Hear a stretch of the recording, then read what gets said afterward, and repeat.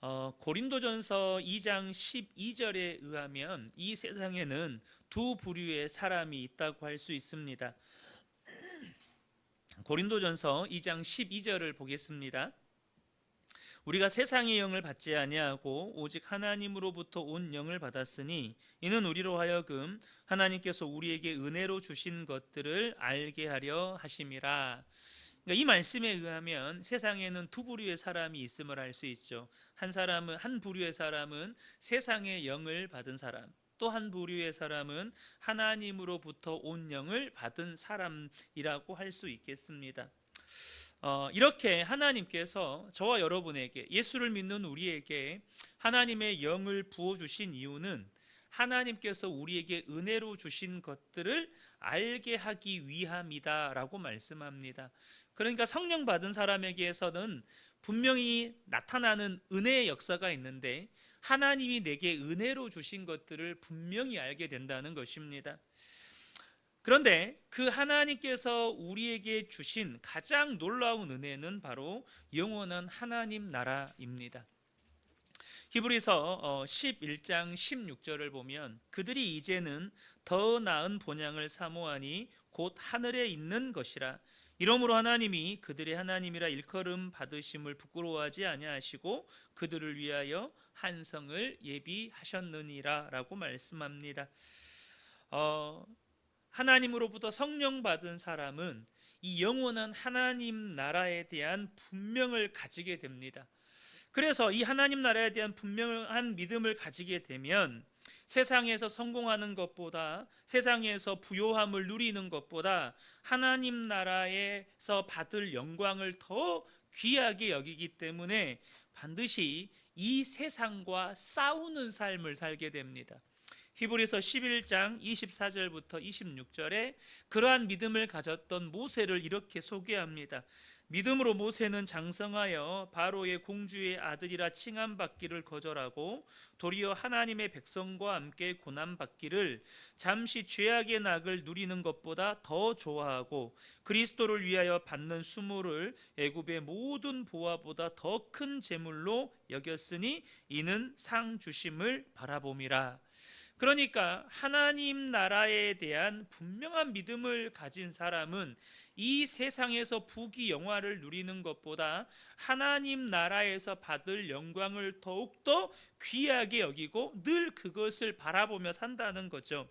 그래서 오늘 본문에 보면 사도 요한이 중요한 영적인 진리를 선포합니다. 4절을 보면 무릇 하나님께로부터 난 자마다 세상을 이기느니라. 세상을 이기는 승리는 이것이니 우리의 믿음이니라.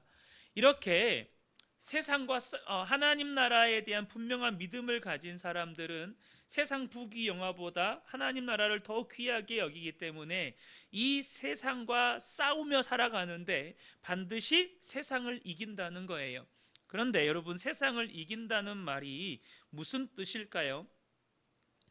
예수님은 제자들에게 이 세상으로부터 미움받을 것에 대해서 말씀하셨습니다.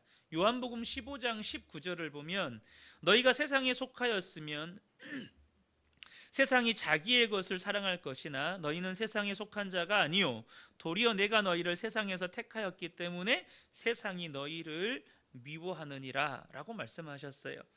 예수를 믿는 사람은 더 이상 이 세상에 속한 사람이 아니고 영원한 하나님 나라에 속한 사람이라는 것입니다.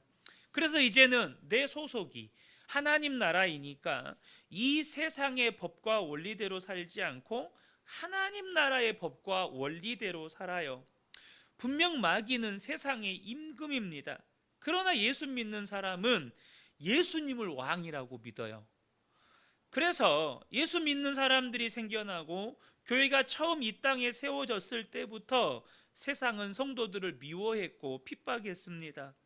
왜 그렇게 미워하고 핍박하는 것입니까? 마귀가 왕인 이 세상에서 마귀가 이 세상을 지배하는 세상의 원리와 세상의 방식대로 살지 않고 하나님 나라의 원리와 방식대로 살기 때문이죠. 그렇게 예수 믿는 사람들 핍박함을 통해서 그 하나님 나라의 원리와 방식 버리고 세상의 원리와 방식대로 살라는 거예요. 그래서 여러분 그거 아시나요? 저와 여러분이 예수 믿는 것 포기하고 하나님 나라 백성으로 사는 것 포기하면 더 이상 세상이 여러분 핍박하지 않습니다. 세상과 갈등할 일이 없어요. 그런데 마귀는요 항상 핍박으로만 예수 믿는 성도들을 넘어뜨리려고 하지는 않습니다. 때로는 핍박이 아니라 유혹이라는 방법을 쓸 때도 있죠. 세상에서 성공하고 돈 많이 벌어서 세상 재미 즐기면서 살라는 것이죠. 많은 그리스도인들이 이 유혹 앞에서 넘어지는 것 또한 사실입니다. 예수님도 제자들에게 이 일을 경고하셨습니다. 마태복음 24장 37절부터 39절을 보면 노아의 때와 같이 인자의 임함도 그러하리라. 홍수 전에 노아가 방주에 들어가던 날까지 사람들이 먹고 마시고 장가들고 시집가고 있으면서 홍수가 나서 그들을 다 멸하기까지 깨닫지 못하였으니 인자의 임함도 이와 같으리라. 그러니까 예수 믿는다고 하면서도 마치 이 세상이 전부인 것처럼, 마치 이 세상에서 잘 먹고 잘 살기 위해서 태어난 것처럼 살게 만든다는 거예요. 롯의 아내가 소돔성이 하나님의 심판을 받아서 하늘로부터 유황불이 떨어질 때 그때 이미 소돔성에서 벗어난 상태였습니다. 천사들이 그 롯의 가족을 다 이끌어냈어요. 구원받았다는 말이죠. 그런데도 롯의 아내가 멸망했습니다. 왜 그랬습니까? 뒤돌아보지 말라는 그 하나님의 말씀에 불순종했기 때문이죠. 근데 왜 돌아본 겁니까? 하늘에서 불이 떨어지는 그 소돔성을 왜 돌아보는 거죠? 이유는 그 마음이 온통 이 소돔성에 두고 왔던 그 재산과 그 부귀영화에 가득 차 있었기 때문입니다. 그래서 여러분 세상을 이긴다는 말은요 세상과 동화되어서 세상의 방식, 세상의 원리, 세상의 법을 쫓아 살아가는 것이 아니라 하나님 나라의 방식과 하나님 나라의 원리대로 살아간다는 말입니다. 예수 믿는 성도는 그러므로 세상에서 살아갈 때 입장을 명확하게 하고 살아야 한다는 거예요. 하나님 나라에 속하여 하나님 나라 법을 따르는 우리가 이 세상에 살 때 세상과 우리는요 싸우는 관계예요. 우리는 하나님 나라 방식대로 살려고 하고 세상은 끊임없이 세상의 방식으로 살라고 우리에게 강요하고, 그렇게 우리는 세상과 싸우면서 살아간다는 것입니다. 세상에 복종하고 순응하면서 세상에서 성공하기를 구하는 사람이 아니라 세상이 말하는 것과 하나님이 말씀하시는 것이 다르면 비록 그것이 손해를 보더라도 하나님 말씀 따라 살아가는 사람들이라는 거예요. 어느 한 집사님의 이야기입니다. 이분은 국어 전문 학원을 운영하시던 분이셨습니다. 그런데 이렇게 바쁘게 생활하면서 주일 예배만 간신히 드리다가 이제 기도회를 통해서 은혜를 받고 이제 하나님에 대한 자신의 믿음과 사랑을 표현하기로 결단을 했습니다. 서울에서 학원을 운영할 때 아이들이 대부분 다 주말에 이렇게 학원으로 오잖아요. 그러니까 늘 주일 수업 때문에 오전에만 잠깐 예배드리고 얼른 가서 또 학원에서 수업하고 이런 것들을 지금까지 반복했는데 주일 수업을 정리하기로 한 거예요. 근데 당시에 국어 학원뿐만 아니라 그 대부분의 학원들이 예외 없이 모든 수업들이 주말에 집중되어 있잖아요. 당시 주일 수업 학생만 80여 명 정도 됐고 그 월 매출이 한 1,800만 원 정도 됐다고 해요. 그런데 이 집사님은 돈을 조금 적게 벌어도 주일 성수를 하면서 하나님과 더 깊은 사귐을 하기로 결단을 합니다. 학원 내외부에는 하나님의 사랑과 지혜로 가르치는 학원이라는 문구와 성경 구절을 붙이고 모든 수업을 기도로 시작하고 기도로 마쳤습니다. 그러나 생각한 것보다 훨씬 큰 경제적 어려움이 찾아왔습니다. 주변에서 예수 믿으려다가 죽으려고 작정했다라는 비아냥들이 들려왔고, 결국 학원 임대료, 대출금이 감당이 안 돼서 학원 문을 닫게 되었습니다. 이전에 잘 나가던 원장일 때 겪어보지 못했던 수모들을 겪기 시작하는 거예요.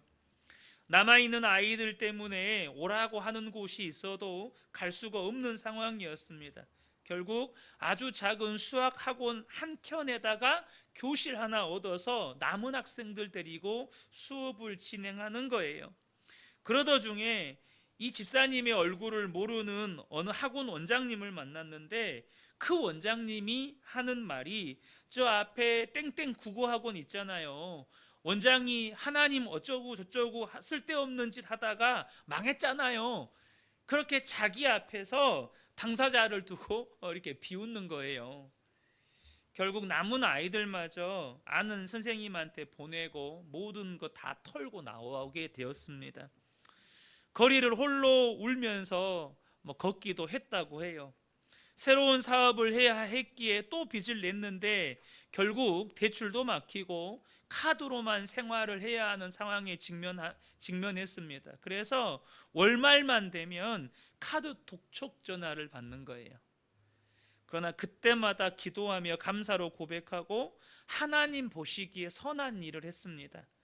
그런데 하나님께서 새롭게 시작한 사업의 문을 열어주셨는데 6개월 만에 모든 빚을 갚게 하셨고, 그분의 마지막 고백 가운데 하나가 이것이었습니다. 세상의 가짜 사랑이 아닌 진짜 사랑에 눈을 뜨게 해주셔서 감사합니다. 여러분, 요한계시록 2장과 3장을 보면 하나님 나라를 차지하는 사람들이 어떤 사람들인지를 소개합니다. 그 사람들은 세상에서 성공한 사람들이 아니고 이기는 사람들이었습니다. 한 구절만 찾아보겠습니다. 요한계시록 3장 21절인데요. 이기는 그에게는 내가 내 보좌와 함께 앉게 하여 주기를 내가 이기고 아버지 보좌에 함께 앉은 것과 같이 하리라.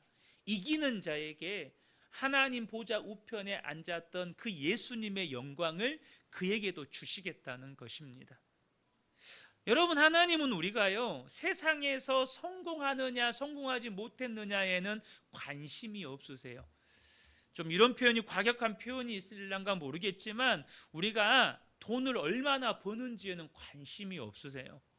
우리가 세상에서 얼만큼 이름을 날리느냐에는 별로 관심이 없습니다. 하나님의 관심은 우리가 세상을 이겼느냐는 거예요. 도대체 어떻게 세상을 이기는 삶을 살 수 있습니까? 사도 바울이 이런 고백을 했습니다. 여러분도 다 아시는 내용입니다. 빌립보서 3장 7절과 8절입니다. 그러나 무엇이든지 내게 유익하던 것을 내가 그리스도를 위하여 다 해로 여길 뿐더러 또한 모든 것을 해로 여김은 내 주 그리스도 예수를 아는 지식이 가장 고상하기 때문이라. 내가 그를 위하여 모든 것을 잃어버리고 배설물로 여김은 그리스도를 얻고.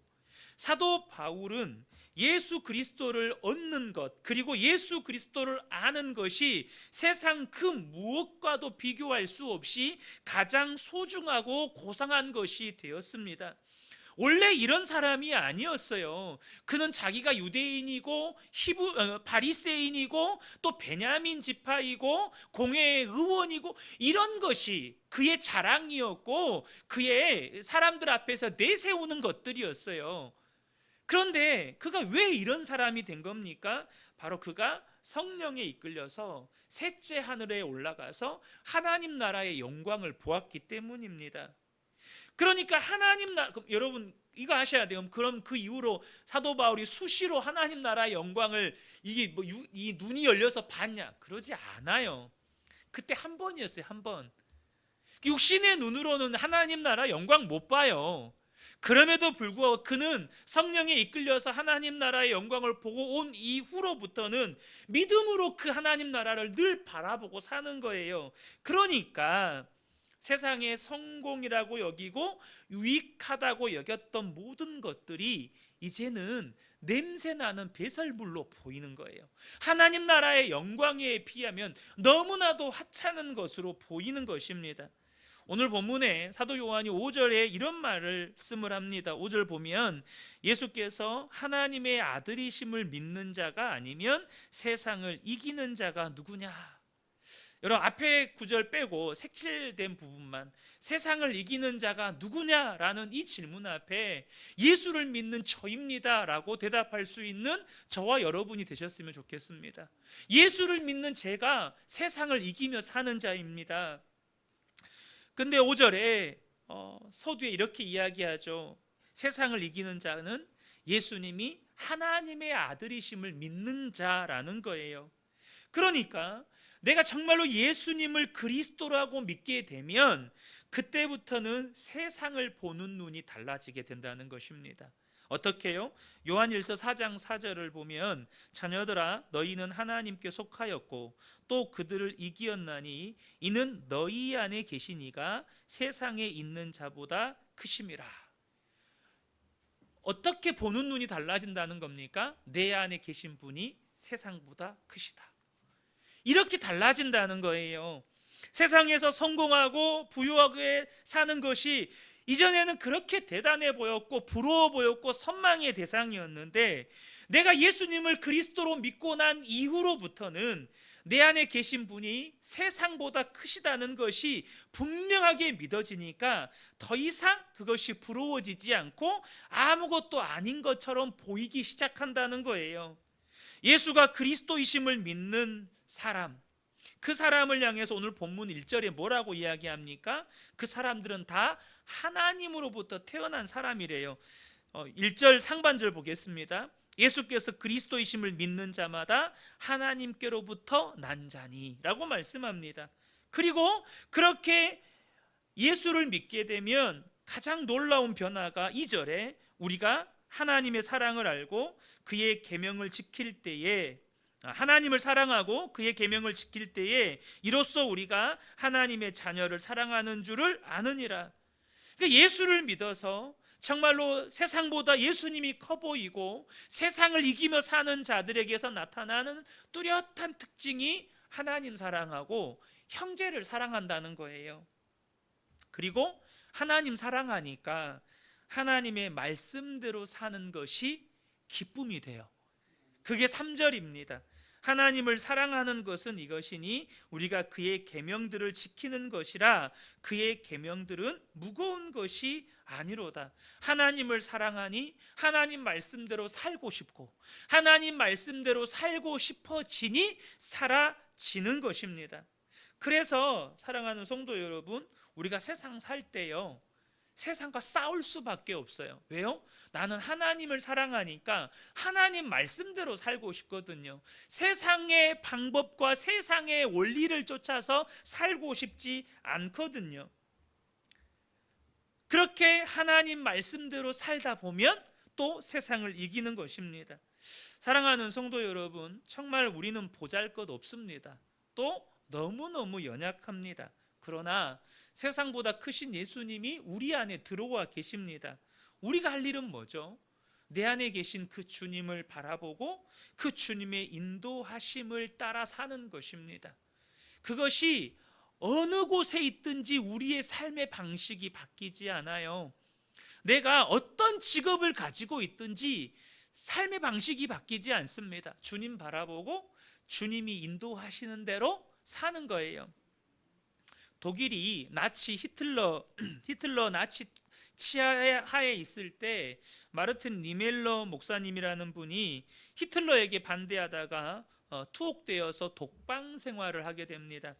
그런데 이 니멜러 목사님이 계시는 독방에는 밖을 볼 수 있는 유일한 통로로 조그만한 창문이 하나가 나 있어요.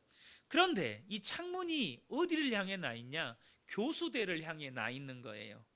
그래서 니멜로 목사님이 교수대에 사람들이 처형되는 장면 내지는 사람들이 죽어서 매달려 있는 장면을 자주 보게 되는 거예요. 목사님은 눈을 뜨면 교수대를 보게 되는 거죠. 점점점 마음이 무너지는 거예요. 사람이 매달려 죽는 모습을 볼 때마다 나도 저렇게 죽겠지라는 생각에 점점 두려움이 그 마음을 사로잡고 이제는 꿈을 꿔도 죽는 꿈을 막 꾸는 거죠. 이것은 나치의 고문 방법 중에 하나였다고 합니다. 어느 날 이 니멜로 목사님이 기도를 하다가 내가 왜 저 교수대만 바라보고 있나? 주님 바라봐야지. 근데 예수님이 십자가에서 죽으실 때 어떻게 죽으셨지? 그런데 놀랍게도 그 질문이 생기는 즉시 속에서 딱 들려오는 음성이 있는 거예요. 그게 뭐죠? 예수님은 십자가에 죽으실 때도 자기를 죽이는 자들을 축복하며 죽으셨다는 거예요. 그때 니멜로 목사님 마음 안에 그렇구나.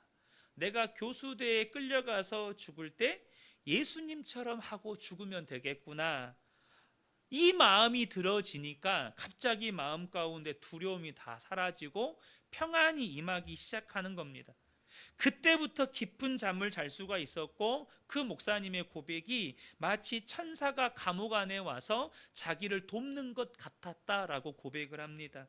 목사님이 7년 뒤에 나치가 이제 완전히 패망하고 7년 뒤에 추록을 하게 되는데 그때 고백이 마치 깊은 산속에 있는 어느 수도원에 들어가서 7년 동안 있다가 나온 것 같았다라고 고백했습니다.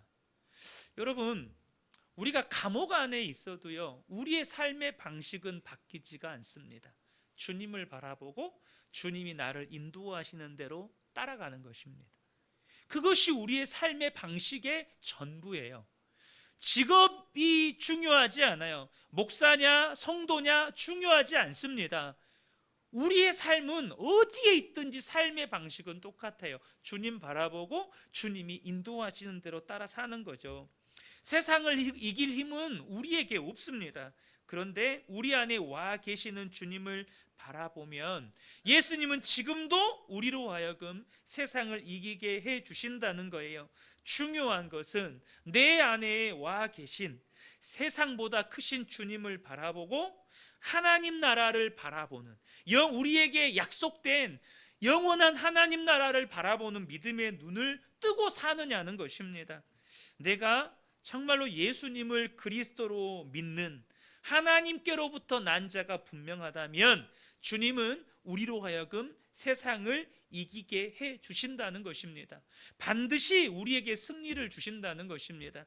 저는 이 밤에 우리 모든 성도님들이 여러분 내 안에 세상보다 크신 주님 바라보고 그렇게 주님 인도하심 따라 살면서 세상을 이기는 승리의 기쁨을 맛보는 저와 여러분 되시기를 예수님의 이름으로 축복합니다. 우리 송영남 권사님이 첫 번째셨나요? 예. 우리 송영남 권사님부터 나오시면 감사하겠습니다.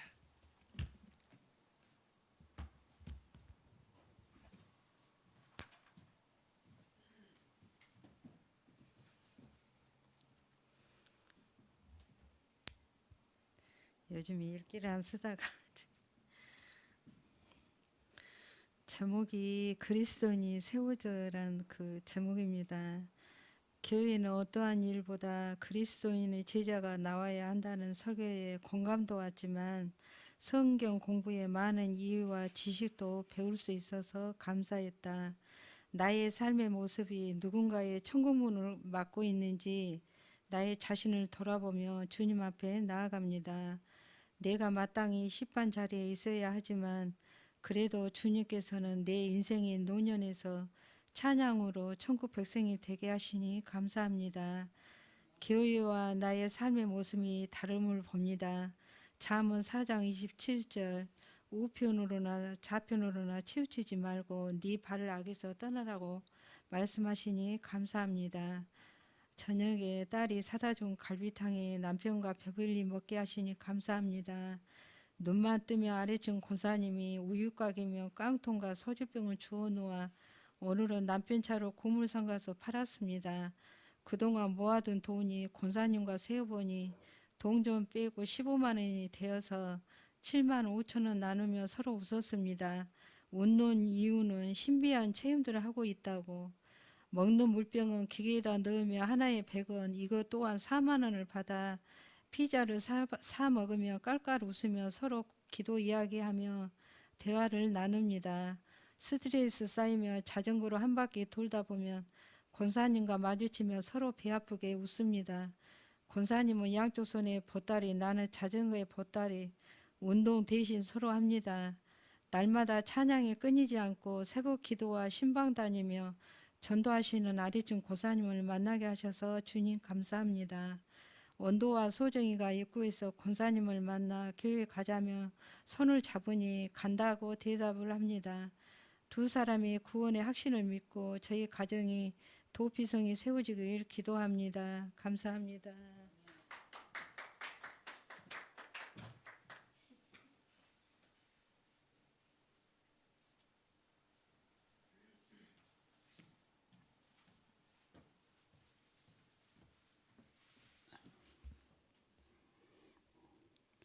삼월 2일 일기입니다. 새벽 3시에 일어나 잠이 오질 않습니다. 새벽 예배를 갈까 말까 망설이다 가서 졸다 오더라도 숟가락을 드리기 위해 오랜만에 갔습니다. 비가 오는데도 아침 공기가 상쾌합니다. 졸려서 그냥 오려고 했는데 하나님께서 기도를 시키십니다. 선교사님들을 위해서, 이란 전쟁을 위해서, 이 나라와 대통령을 위해서, 한국교회를 위해, 그 은혜교회 성도들을 위해, 또 특별히 수술을 앞둔 양지사님을 위해 기도가 됩니다. 내 계획은 예배만 드리고 얼른 집에 와서 자려고 계획했지만 하나님께서 기도를 시키셨습니다. 오늘 새벽에는 한 집사님 부부와 나밖에 없는 걸 보시고 나를 관건하신 것 같습니다. 오늘은 홍 집사님 딸 은혜가 결혼하는 날입니다. 은혜는 신앙교회 전도사로 사역하고 있습니다. 모 교회 전도사님과 결혼을 하니 결혼식 가면 반가운 얼굴들을 볼 수 있었습니다. 그런데 봉투하고 둘이 가서 밥을 먹으면 안 될 것 같아 남편만 보냈습니다. 결혼식을 다녀온 남편은 만났던 사람들을 모두 얘기합니다. 오랫동안 다니던 교회를 옮기는 건 쉬운 일이 아닌 것 같습니다. 어느 곳이나 마찬가지겠지만 희록애락이 존재합니다. 하나님께서 있으라고 한 곳에 있는 게 축복이라고 생각하고 옛일은 추억으로 묻어둡니다. 하지만 반갑게 맞아주는 믿음의 동지들이 있어 든든합니다. 오후에는 슬기가 일본에서 찍은 채훈이 사진을 보내왔습니다. 돌고래 쇼를 보고 너무 좋아합니다. 뇌과학자가 하는 말이 3세까지 인격 형성이 거의 다 된다고 합니다. 정말 중요한 시기에 하나님에 대해 알기를 원합니다. 하나님을 높여드리길 기도합니다. 바쁜 와중에도 사진 찍어 보내준 슬기가 감사했습니다.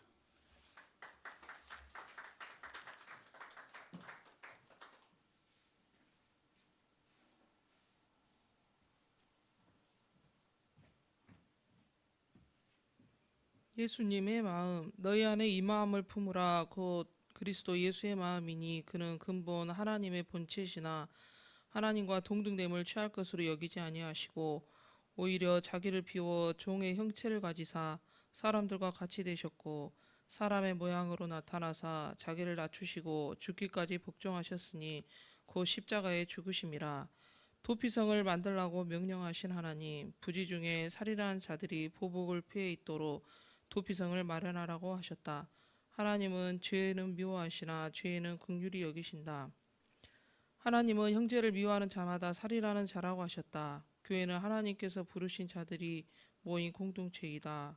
한 몸이고 지체이다. 그래서 교회 공동체를 이루는 지체가 죄를 지었다면 문제를 지적하되 함께 기도하고 긍휼한 마음을 바탕으로 비판해야지, 마치 자신이 재판장인 양 판단하고 비난하고 비인격적으로 모욕적으로 죄의 유무를 따지려 하고 미움과 시기로 비판하면 관계가 깨지고 결국은 공동체가 죽는다. 사랑은 허다한 죄를 덮는다. 죽기까지 나를 사랑하신 주님의 마음을 품자. 그래서 자신을 낮추고 용서하고 하나님의 은혜를 아는 자로 살아가자. 나를 구원하시려고 사람의 몸을 입으시고 십자가를 지신 하나님 아버지 감사합니다. 그 사랑을 알기에 우리도 서로 사랑하며 살게 하옵소서. 남을 미워하는 자마다 살인하는 자라고 하셨습니다. 내가 살인자였습니다. 나의 도피성이 되신 주님, 나에게 주님의 마음을 부어주셔서 우리 가정이 도피성이 되게 하옵소서. 우리 교회가 세상의 모든 상처 있고 방황하는 자들의 도피성이 되게 하옵소서. 죄는 미워하시나 죄인을 긍휼히 여기시는 주님의 마음 닮아서 내가 주인 되어 비판하지 않도록 은혜 충만케 하옵소서. 설 명절 동안 하나님이 나와 우리 가족 모두와 함께 하심으로 미워하고 원망하는 죄를 짓지 않게 하옵소서. 예수님 이름으로 간절히 기도하옵나이다. 아멘.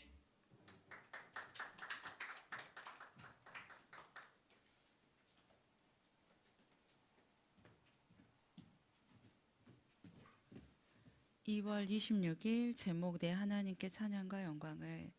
새벽 말씀. 예수님조차도 교회 지도자들에게 조롱 핍박 당하시지만 묵묵히 온전히 순종하십니다. 성도의 삶도 이래야 한다고 하십니다. 그리고 이렇게 믿지 않는 자들은 자기죄로 죽게 될 것이라는 무서운 말씀을 하십니다. 자아의 죽음 외에는 방법이 없습니다.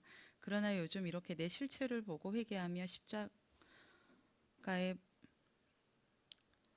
못 박는 일이 고통스럽습니다. 죄를 보는 것이 고통스럽고 지치기도 한 마음을 주님께 기도 끝날 때쯤 고백했더니 그것조차 내 기준으로 판단하는 일에 교만하다고 말씀해 주시는 것 같아 바로 인정하고 회개했습니다. 그럼에도 중단하지 않고 순종하는 오늘을 살기를 구했습니다. 새벽 시간 주심 함께하는 귀한 분들 계심에 감사합니다. 오전부터 오후까지 줌으로 배우고 있는 수업 중에 첫 번째 강의 중 사단은 혼자 있는 하와에게 아주 교묘하게 하나님의 말씀에 대해 부정적인 시각을 갖도록 하는 질문으로 처음엔 시작합니다. 그러다 하와가 계속 사단의 말을 들으며 자기도 모르게 반드시 죽을 것이다 라고 하신 하나님의 말씀을 설마 죽을까 하나로 변질됩니다. 사단은 흔들리는 하와의 모습에 이때다 싶어 자신감을 얻고 이제 말씀을 측면 반박합니다. 사단과의 교제를 여러 날 동안 계속한 결과를 들으며 슬프기도 했습니다. 성령 충만한 사람과 교제하면 성령의 기름 부음이 흘러와 기쁨의 긍정적인 영향을 받고 생각도 하지만 상처받고 부정적인 사람과 대화를 계속하면 상처 속에 악한 쓴물이 흘러와 부정적으로 바뀝니다. 과거 사단의 말을 계속 듣고 집중하여 세상 영광이 하늘 영광보다 크게 보여 부정적인 영향력을 흘러보냈던 과거 내 모습이 비춰집니다. 또한 성령 충만한 사람이 되고 싶은 마음에 소원도 생깁니다. 또한 뜨겁지도 차갑지도 않은 가증한 종교 생활에 대해 예수님 토할 것 같다고 하십니다. 예수님 사랑한다고 하면서 옛날 신랑 세상도 사랑한다 하니 예수님 속이 메스껍다고 하십니다. 나는 예수님만 오직 전심으로 정말 사랑하는가 물으시는 것 같았습니다. 바리새인처럼 말씀이 지식으로만 있고 순종을 안 하니 상대 벗은 모습만 정확히 보며 지적 판단합니다. 내가 자녀들에게 특히 이러지 않았나 회개하게 됩니다. 두 번째 강의 중 요즘 기독교 상담까지 들어와 있는 비지시적 상담인 들어만 줘도 된다라는 하는 상담은 가벼운 정서적인 문제는 마음이 풀리고 해결이 된다고 하십니다. 그러나 내면에 상처가 많고 습관적으로 화신경줄로 뭉쳐진 사람은 전혀 불가능함을 들으며 공감이 됩니다. 죄로 인해 발생한 문제인데 죄를 잡고 있는 악한 영 문제를 해결하지 않고 절대 치료될 수 없다는 말씀에 아멘으로 받았습니다. 말씀과 성령으로 붙들려야 온전한 치료가 된다고 하시니 이 은혜를 실제로 날마다 누리고 싶습니다. 마지막 강의. 마지막 이 시대의 환란은 알곡과 가라지를 가르는 탈곡하는 시대인데 알곡이 아니면 세상으로 다 끌려간다고 하시니 두려웠습니다. 지금 내 상황까지도 다 알고 계시며 주의 섭리 가운데 있고 자아를 죽이시고 깨뜨리시는 과정 가운데 있다고 하시는 것 같았습니다. 고난과 연단, 십자가 고통을 통해서만 자아는 무너지게 되어 있고 모든 믿는 사람들이 반드시 거쳐야 한다고 하십니다. 반대로 고난 피해 도망가는 사람이 사생자라고 하시는데 충격적이기도 했습니다. 지금 나는 주님의 정결한 신부로 변화되는 절호의 기회인 것 같습니다. 나를 부인하고 십자가 끝까지 잘 져서 마귀가 모든 힘을 잃어버릴 때까지 싸우고 싶습니다. 좁은 문 통과하는 능력의 오늘을 살아야 천국의 영광을 얻는다고 하시니 성령님의 강권적인 도우심과 지키심을 구합니다. 오래 참아주셔서 계속해서 내게 기회를 주고 계시는 하나님께 감사합니다. 이때가 기회임을 다시 알게 하시고 십자가 지도록 은혜와 싸울 힘도 주시니 감사합니다. 한 번, 두 번 끝까지 끈질기게 내 안의 바벨탑 다 무너져서 거룩한 성전으로 온전히 세워주실 그날을 간절히 소망합니다. 앞선 걸음들의 나눔을 통해 성장 과정의 다름에 대해 이해하고 나 또한 돌아보게 하시니 감사합니다. 또한 나만 그런 것 같은 내 기준에서 보는 창피함도 내려놓게 하시고 시야를 넓혀주셔서 자유함도 주셔서 감사합니다. 선한 일을 시작하신 내 하나님께서 마침내 완성하신 내 주님을 자랑하며 찬양하며 영광 돌립니다.